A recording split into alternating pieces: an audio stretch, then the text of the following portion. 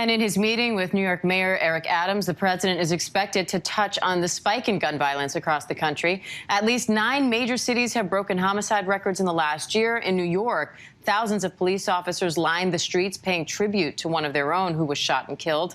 And in Virginia, the community at Bridgewater College is remembering 2 campus police officers shot and killed on Tuesday.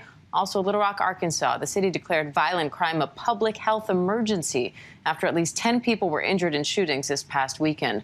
Former NYPD Chief of Detectives and ABC News contributor Robert Boyce is here now with a little bit more on this. Chief Boyce, thanks for joining me. What do you want to hear today from President Biden as he sort of opens up a little bit about his strategy to combat gun violence? Morning, Diane. It's good to be with you. What we want to hear, and importantly, Merrick Garland is coming with him, is we need federal resources. We need partnerships to combat this thing. We've been dealing with the iron pipeline now for decades. With really, it's just ramping up more than ever now. The nation is awash in shooting incidents, high profile, innocent people being shot. We need help here. We're up 32% in shootings so far this year. And here's a big statistic as well. 6 police officers shot so far this year in New York City. We're a little over a month into it. 6 were murdered. I'm sorry, 2 were murdered. This is how bad it was. It is.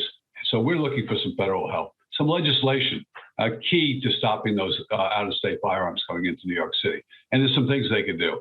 But most importantly, we need federal partnerships to combat this. Now, as a former NYPD Chief of Detectives, what was your reaction when you heard about the deaths of officers Mora and Rivera who were killed in the line of duty? It breaks your heart. And all those things that you've experienced in your career come flooding back to you. So these officers were just wonderful men, young men, cut down in the prime of life. Never should have happened by a stolen gun from Baltimore coming up into New York City. What the feds can do is make interstate transportation of stolen firearms in New York a federal crime. We need this. In the honor of these 2 officers, and they were great people. It's exactly what we want in New York City. Children of New York City going on to be police officers and doing a great job for us. So it breaks your heart. I've been there before, and it's painful each time, Diane. Wilbert Mora's sister also said how many more officers will have to lose their lives for this system to change. What is it about the system that you think needs to change or that is allowing this to happen right now? Sure, I know what she's talking about, and she's exactly correct. Gun violence, people are being arrested for gun possession, illegal gun possession, put it right back out in the street. We see a prime example of that in the Bronx.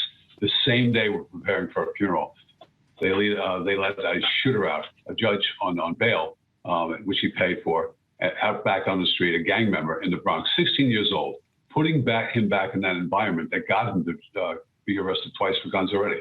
It's just a cycle that we can't have. It's exacting a lot of violence in the city. It needs to change. So prosecutors, when you have someone in possession of a gun, you can't put them back in the community without any crime, without any punishment at all. That's what's happening. All right. Former NYPD Chief of Detectives Robert Boyce. Always great to have you, Robert. Thank you. Diane.